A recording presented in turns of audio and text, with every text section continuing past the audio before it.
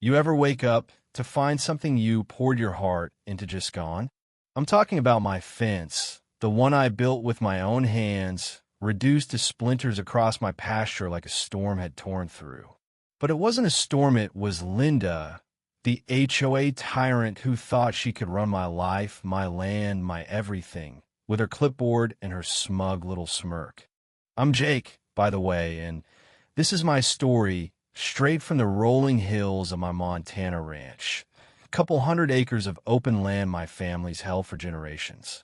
It's not just dirt and grass, it's my blood, my sweat, those long evenings hammering posts under a fading sun.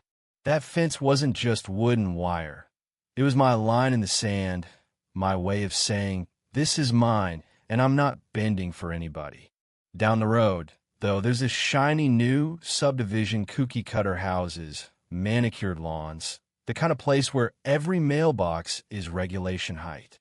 That's where Linda and her HOA crew come in, thinking they can extend their rulebook to my world, even though my deed predates their cul-de-sacs by a century.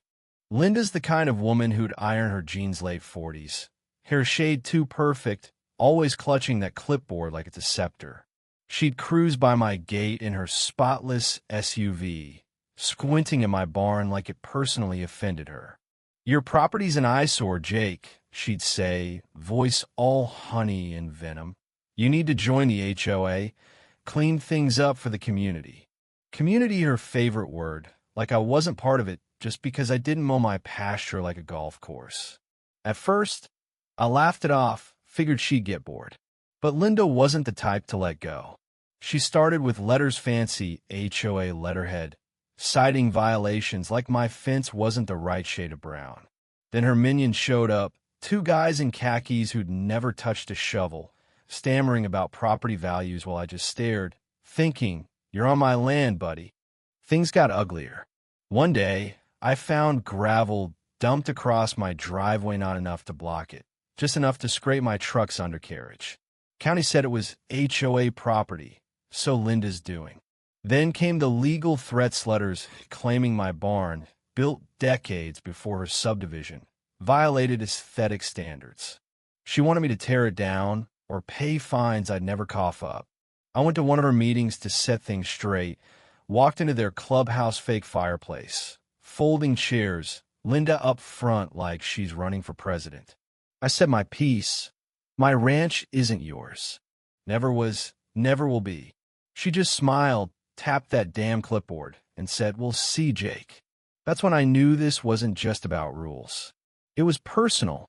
She wanted to break me, to prove she could make anybody kneel. The real gut punch came one night in April. My dogs woke me up, barking like hell, so I grabbed a flashlight and ran out. The beam hit my fence, or what was left of it. Whole sections were sawed clean through, posts snapped, my herd of 150 bison wandering into the dark, hooves thumping like distant thunder. I ran my hand over the cut sharp, deliberate, no accident. And there, stuck in the mud, was an HOA flyer with Linda's name in bold. She didn't even hide it. I stood there, heart pounding, feeling like she'd ripped out a piece of me. Neighbors drove by the next day, whispering some sorry, some smirking like I'd been put in my place. Linda spread the story. Jake can't control his animals, endangering us all. She turned my loss into her victory lap. At the HOA's big spring gala, she went for blood.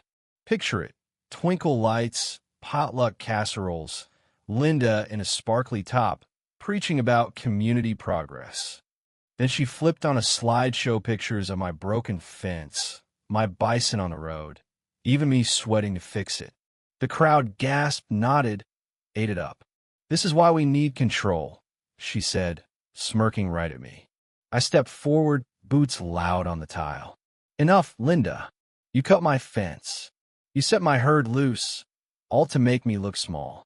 The room went quiet, eyes darting between us. She laughed at Lawton and said, "Oh, Jake, nobody believes that. You're just a mess who can't keep his land in check." That was her game. Humiliate me. Make me the fool. I walked out, heat in my chest, knowing I wasn't playing her game anymore. That's when it hit me, sitting on my porch, watching my bison move under the moonlight, their massive shoulders glinting, steam rising from their breath. They weren't just animals, they were power, raw and unstoppable. Linda want a spectacle? I'd give her one she'd never forget. The idea started as a half-joke if I let the herd loose, right into her precious HOA office. But the more I thought about it, the more it felt right. She'd torn down my boundaries. I'd tear down hers. I planned it like a heist. Drove by their officey beige box with a "Building Our Future" sign that made me snort. It sat on open ground, no real barrier between it and my land. I learned Linda's scheduled Thursday night meetings, the whole board packed in, her at the podium like a queen. I prepped the herd, moved their feed closer to the gate, got them antsy, ready to move. I oiled the hinges, checked the paths, kept my head down in town, letting Linda think she'd won. But every time I saw her SUV cruise by, I pictured at 150 Bison charging, her perfect little world crumbling. Part of me hesitated. Bison aren't pets.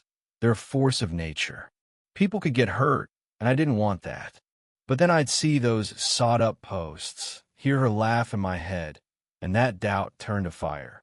She'd pushed me too far, made it about more than fence sit was about who gets to call this land home. So I waited, biding my time, until that Thursday night rolled around. The sun was setting, sky all orange and purple, and I could hear cars pulling into the HOA lot, Linda's voice cutting through the chatter. I stood by the gate, the herd behind me, snorting, restless, their hooves shaking the ground. My heart was racing, coffee tasting more like adrenaline. I leaned on the post, whispered, "All right, boys, let's show 'em," and yanked the latch. The gate swung open, and for a moment it was silent. Then boom, the herd surged, a wall of muscle and dust, thundering down the slope like a tidal wave. I jogged behind, watching them tear across the field, straight for that beige office. It was chaos, beautiful chaos. The parking lot cracked under their weight, car alarms screaming, headlights flashing like a panic attack. Inside, Linda's meeting froze. I saw her through the window, mouth open mid-speech. Then someone screamed. Chairs toppled, papers flew, people scrambled like ants. The bison didn't care. They smashed through hedges, flattened flower beds, rammed the walls until glass shattered. Linda dropped her clipboard, flailing for the exit, but a pair of bulls cut her off. She tripped, heels snapping, landed in a flower pot, crawling through dirt while her precious community fell apart. I stood at the edge, arms crossed, watching her empire crack. She spotted me, screamed, "This is your fault, Jake." I just saluted, grinning, letting her know who was in charge now. 10 minutes of glorious madness. Then the herd started to drift back, like they knew their work was done. The office was a wreck, windows gone, doors off hinges. That "Building Our Future" sign snapped in half. Linda stood in the rubble, hair wild, clutching her broken clipboard, looking like she'd aged a decade. I didn't say a word. Didn't need to. The bison had spoken for me. The next day, the town was alive with ICE reporters swarming, neighbors whispering. Linda tried to spin it, crying to the cameras about that reckless rancher, but people weren't buying it. Too many had seen her SUV near my fence, heard her bragging about fixing me. The sheriff came by, tipped his hat, said, "No charges, Jake." Fence was cut. Herd was loose. Seen your fault. The HOA started unraveling. Board members quit. Residents tore up Linda's bison damage bills, shouting her down at meetings. "You brought this on us," they yelled, and she had no answer. But the real kicker came later. I was digging through old family records, deeds, maps, stuff my grandpa left in a dusty trunk. And there it was, the land under Linda's precious office. It was mine, a 1-acre parcel my family never sold, buried in paperwork she never checked. I took it to the county clerk, got it stamped, and marched into that wrecked office. Linda was there, pacing, barking at her last two lackeys. She froze when she saw me. "What do you want, Jake?" she snapped. I dropped the deed on her desk. "This land's mine, Linda. Always has been. You've got 30 days to get out." Her face went white, hands shaking as she read the papers. This is a lie," she stammered. "It's the truth," I said, "and you're trespassing." The board members backed away, muttering about lawsuits they couldn't win. Linda was alone, her empire gone.